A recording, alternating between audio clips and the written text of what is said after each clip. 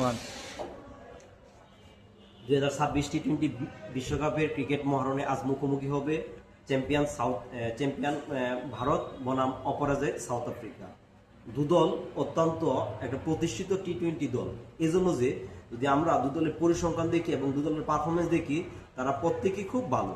আর দুদলের মুখোমুখি যদি আমরা বিশ্লেষণ করি, তাহলে এ পর্যন্ত তারা 35টি ম্যাচে মুখোমুখি হয়েছে। এর মধ্যে ইন্ডিয়া মানে ভারত দিচ্ছে 31টি এবং আফ্রিকা অনলি 13টি। আবার পারফরমেন্স বিচারে তাদের এই বিশ্বকাপের যদি আমরা গড়টা চিন্তা করি, তাহলে দুই দলের ইতিমধ্যে 7বার দেখা হয়েছে। এর মধ্যে ভারত 5বার এবং আফ্রিকা 2বার। কিন্তু এরকম পরিসংখ্যান মূলত খেলাতে প্রভাব ফেলে না, কারণ প্রত্যেক দিনই পরিসংখ্যান পাল্টে যায় তাদের পারফরমেন্স। যদি আমরা দুই দলের প্লেয়ার বিশ্লেষণ করি অথবা দুই দলের বোলিং এবং ব্যাটিং, তাদের গভীরতা এবং শক্তিমত্তা দুর্বলতা যদি ক্লিয়ার করি, তাহলে আমরা বুঝবো। যেমন ভারতের মানে শক্তিমত্তার প্রথম দিক হয়েছে তাদের গভীর ব্যাটিং লাইন আপ। তাদের ব্যাটিং লাইন আপ এরকম যে তাদের প্রত্যেকটা ব্যাটসম্যানের পজিশনের আন্ডার, যেন 1 নাম্বার 2 নাম্বার 3 নাম্বার প্রত্যেকটা পজিশনে ব্যাকআপ, খুব ভালো ব্যাকআপ আছে এবং তাদের ব্যাটিং গভীরতা খুবই ভালো, এটা অল বিশ্ব জানে। তাদের যে বোলিং লাইন আপ, যেমন বরুণ চক্রবর্তী, যার কথা বললেন, ভালো স্পিড, এই মুহূর্তে 4 ম্যাচে 9 উইকেট নিয়ে উইকেট তালিকায় দ্বিতীয় আছে। সাথে সাথে তাদের pace bowling allrounder Hardik Pandya, মানে মূলত এই মুহূর্তে ক্রিকেট বিশ্বের আলোচিত পেস বোলার জাসপ্রীত বুমরা, আশুদীপ সিং, তাদের বোলিং ইউনিট আছে। নিঃসন্দেহে তাদের এই বোলিং ইউনিটও খুবই উর্বর।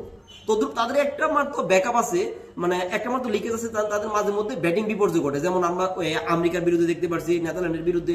কিন্তু তাদের প্রধান অস্ত্র হবে তাদের পরিচিত মাঠ, মানে ইন্ডিয়ার মাঠে খেলা, ইন্ডিয়ার পরিচিত মাঠ। তদ্রুপ আমরা বিপরীত দিকে যদি আফ্রিকার কথা চিন্তা করি, আফ্রিকার অন্যতম শক্তিমত্তা দিক হচ্ছে তাদের যে ওপেনিং ব্যাটসম্যান অথবা অলরাউন্ডার ব্যাটসম্যান দিয়ে এই বিশ্বকাপে তাদের গড় এবং স্ট্রাইক রেট খুবই সবচেয়ে বেশি। প্রত্যেকটা দলের সাথে তাদের ব্যাটিং স্ট্রাইক রেট এবং অ্যাভারেজ বেশি। তাছাড়া তাদের যে পেস বোলার আছে লুঙ্গেন্ডি, নরকিয়া, এরপরে সে কাগিসু রাবাদা, তাদের ভালো স্পিন অলরাউন্ডার জানসেন খুব ভালো। এভারেজ কিন্তু তাদের একটা উল্লেখযোগ্য দিক যে তাদের কুইন্টন ডিকক ফর্মে আছে, এবং কুইন্টন ডিককের মূল একটা বড়সড় বয় ইন্ডিয়ার যে বল, মানে কুইন্টন ডিকক বেশি আইপিএল খেলাতে ইন্ডিয়ার যে স্পিন বলও কিন্তু কুইন্টন ডিকক খুব ভালো খেলে ওভারঅল। আর মূলত আফ্রিকার একটা দুর্বলতা দিক যে এই আফ্রিকা বড় টুর্নামেন্টে কিন্তু সেবাই দেয়, ঠিক আছে, বোরকে যায়। তাদের অন্যতম তাদের সমস্যা এটা কি, বড় টুর্নামেন্টে তারা নিতে পারে না।